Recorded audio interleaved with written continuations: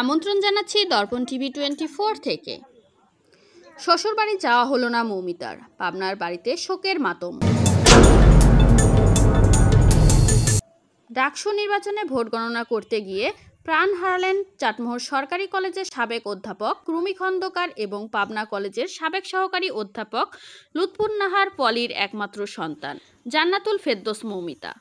চলতি বছরের জানুয়ারিতে পারিবারিকভাবে বিয়ের রেজিস্ট্রি হয়েছিল জাহাঙ্গীরনগর বিশ্ববিদ্যালয়ের চারুকলা বিভাগের সহকারী অধ্যাপক জান্নাতুল ফেরদৌস মৌমিতার।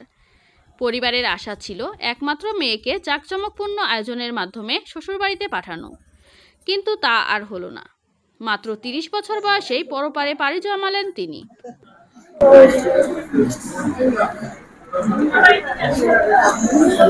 আপনারা জানেন যে আজকে যে ঘটনাটা ঘটেছে, হৃদয় বিদারক একটা ঘটনা, সেটা হচ্ছে যে আমাদেরই গণমাধ্যম সহযোদ্ধা সিনিয়র সাংবাদিক, পাবনা প্রেস ক্লাবের পরপর 2 বারের সভাপতি এবং মিষ্টিভাষী একজন মানুষ, তার একমাত্র মেয়ে এই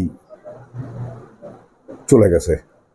আমি ঘটনাটা শোনার পরই তার কাছে এসেছি। তার কাছে দেখলাম যে মেয়ে সকাল 8টা 8 মিনিটে 18 মিনিটে তাকে একটা মেসেজ দিয়েছে, বাবা আমি ভোট গণনায় যাচ্ছি। তারপরেও তার সাথে কথা বলার পর কিছু কিছু জিনিস আমি বুঝতে পারলাম যে তাদেরকে বলা হয়েছিল এমার্জেন্সিভাবে ওই ভোট গণনায় যাওয়ার জন্য। তারা রাত্রে সব কিছু গুছিয়ে দিয়ে আসছে। ভোট গণনার কার্যক্রমটা অন্য মাধ্যম দিয়ে হওয়ার কথা ছিল, কিন্তু যারা এই অফিসার ছিল তাদের সবাইকে ইমার্জেন্সিভাবে বিশ্ববিদ্যালয় কর্তৃপক্ষ ডেকে নিয়ে তাদেরকে ভোট গণনার জন্য ভোট গণনার স্থানে যেতে বলেছে। সে হুড়পাড় করে চলে গেছে। যেতে গিয়ে হয়তো বা যে কোনোভাবে হোক হঠাৎ করে মানুষের মানসিক টেনশনের থেকে সে হঠাৎ পড়ে গিয়ে এই দুর্ঘটনাটা ঘটেছে আমার মনে হয়। এই ভোট গণনার বিষয়টা সামান্য 12,000 ভোট, সেই 12,000 ভোট নিয়ে এত কিছু একজনের প্রাণ চলে যাচ্ছে। এটা আসলে এগুলোর পরিবর্তন না হলে আমাদের দেশের পরিবর্তন কখনোই সম্ভব হবে না। জান্নাতুল ফেরদৌস মৌমিতা পাবনার বিশিষ্ট সাংবাদিক, পাবনা প্রেস ক্লাবের সাবেক সভাপতি, দৈনিক ইত্তেফাকের পাবনা প্রতিনিধি। 1995 সালে জন্ম জান্নাতুল ফেরদৌস মৌমিতার। ছোট থেকেই মেধাবী শিক্ষার্থী ছিলেন। 2009 সালে পাবনা সরকারি বালিকা বিদ্যালয় থেকে এসএসসি এবং পাবনা মহিলা কলেজ থেকে 2011 সালে গোল্ডেন GPA 5 নিয়ে পাশ করার পর ভর্তি হন জাহাঙ্গীরনগর বিশ্ববিদ্যালয়ে। সেখানেই অনার্স ও মাস্টার্স শেষ করে 2021 সালে বিশ্ববিদ্যালয়ের চারুকলা বিভাগের সহকারী অধ্যাপক হিসেবে শিক্ষকতা শুরু করেন। বাবা রুমি খন্দকার জানান, সরাসরি দেখা হয়েছিল গত শুক্রবার। ওর বাসাতে আমরা ছিলাম। ওর মা অসুস্থ ছিল, নিয়ে গেছিল। 15 দিন চিকিৎসা করার পর গত শুক্রবারে বাসায় আসছে। আর এমনি সবসময় কথা হচ্ছে, সবসময় বিয়ে হচ্ছে। ভোটের সময় ওকে আমি কিছু বললাম, সতর্ক থাকবা, করবা, সব বললে যাবো, সব ঠিক আছে।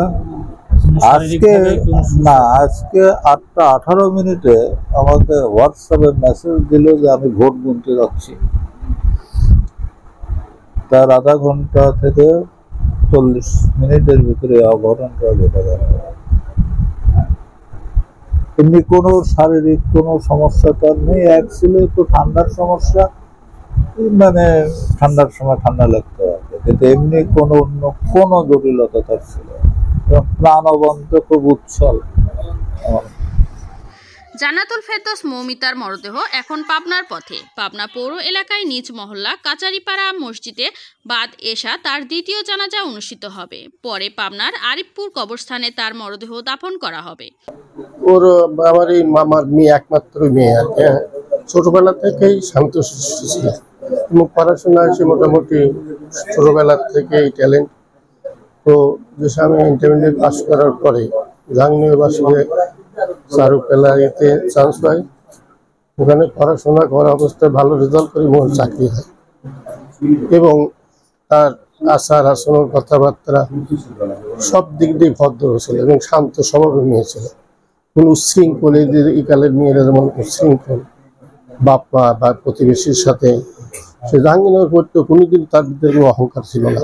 এবং শিক্ষক হওয়ার পরেও সে বাড়িতে আসছে, বাসায় আসছে, তার ভিতরে যে অহংকার, আমি জাহাঙ্গীরনগর ভার্সিটির শিক্ষক, এরকম তার ভিতরে কোনোদিনই কোনো কাজ করে না। সে আসলে খুব